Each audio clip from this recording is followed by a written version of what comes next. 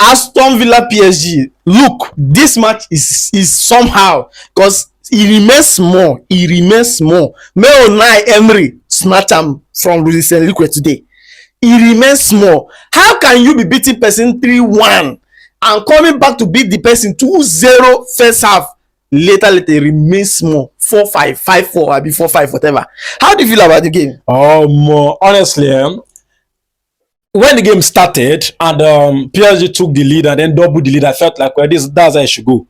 But all of a sudden, Tielemans pulled one back, and then we felt like, okay, it's one of those days where the home team will just score, and then that will be all. All of a sudden, boom! Another one. McGinn, followed by Konsa. Before you know it, Aston Villa started to, missed a lot of chances. Thump PSG with shots. Rashford with a very hefty shot. Konsa with a missed header. McGinn too. Several like that. See, I won't lie to you. Big ups to Aston Villa. They left like a champion. This is how to exit the tournament if you're even going to exit it. You understand? I'm pretty sure PSG were not expecting this. You understand? When they went to go up, they felt like it was over. But then, I don't think even Liverpool couldn't put up a fight like this. Yeah, no, never. Liverpool couldn't put up a fight against PSG like this. No. And I think the biggest mistake Luis Enrique could have made that is I didn't mean that time when they score like 2-0, it goes substitute then kick players. It would have been a mess. Chaos. It would have been a mess. Maybe somebody just pushed him a little and say, sub Quara, sub Dembele. Okay. He will know what's up.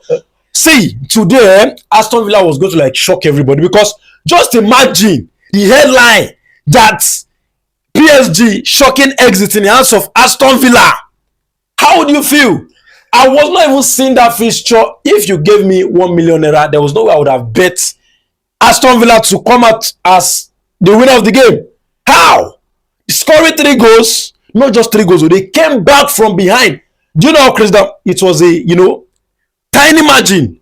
They needed 1 goal to go to extra time. And they had the chance. Yeah. They created the chances. They had chances. They missed a lot of chances. Now, I think this is why you have to, applaud Unai Emery. He's a big time manager. That's why I said, even before Amorim, I said he was my preferred candidate because he has been there. He was the former manager of PSG. So he has that mentality. He knows how to talk into the boys and say, guys, it's men against men. It's 11 against 11. Yes, they have the quality and the psychological mentality favors them. But guys, you can stand up and be counted. And I think today, man, every single Aston Villa players, big ups. All right. So that first goal they considered, do you think is that keeper's fault, Martinez's fault? Well, I think in the opening game, Aston Villa were like trying to be, overly zealous. They were trying to go to PSG and pressure them and all, and then before it, a lot of defensive errors. The defender not knowing whether to go and strike the ball, the goalkeeper coming out and not coming out enough so that I can grab the ball. The whole thing. You understand? That's miscalculation in between just led to the first goal, and the second goal was a fantastic transition from PSG. You understand? Transited the ball, Quara passing it into the side, and then Mendes, fantastic goal. But then Tielemans put one back, fantastic goal too. Honestly, you look at all of that situation, there's no way you point at Villa coming back. Man, you can't point at them coming back. And secondly, I think something changed in the second half. Something really changed in the second half. Well, I think if you are the type that follows football properly, if you're leading 2 goals and somebody put one back, I think psychologically you feel like you can do more. Yes, it feels like you can actually chase the game. Like the game is chaseable, you can go for it. But if you are the one that's leading 2-1, you feel jittery, you feel like I need to protect the lead, and the moment they make it 2-2, you've lost it. Mentally, you've lost it. Physically, you've lost it. I think the only reason why Aston Villa kind of like didn't go through was because they were not clinical enough.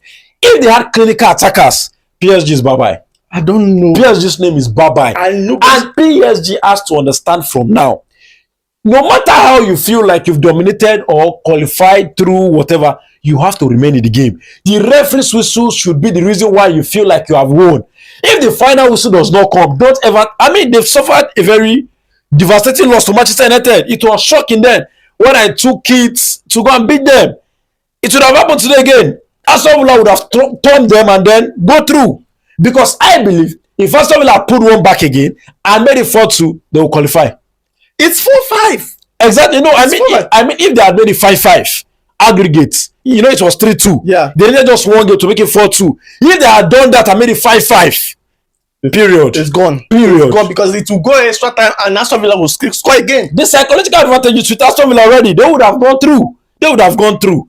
I think, and it's going to really affect, you know, the guys of PSG, because if you feel like they gave you Aston Villa as your draw to qualify for the semis, and this is how you perform, I don't think they will leave this place with full confidence, you know, and it's kind of going to humble them. They will go humble because after beating Liverpool, they kind of like feel maybe they are on top of the moon. I think right now they will humble themselves and they know that every opponent must be respected. Exactly. Our Premier League opponents. No body. No body.